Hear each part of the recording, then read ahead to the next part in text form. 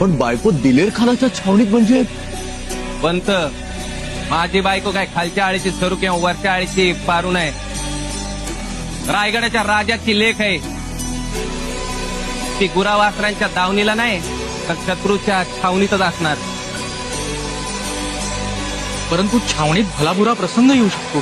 पोटातल्या अंगठीत धर आहे. येळ प्रसंगी धर खाऊन मरल ती. तवापत्तर 6 जणांनी फाडून खायला बसते ती.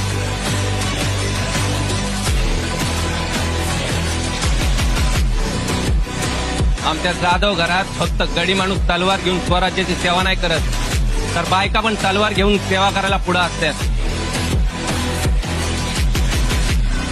वाईला अफजल खानाचा तळ होता तेव्हा आमच्या आजीनं तळघरात 50 गणी कोंडून मारल्यात. जाधवराव, तुमच्या जाधव घराण्याचा मला अभिमान वाटतो.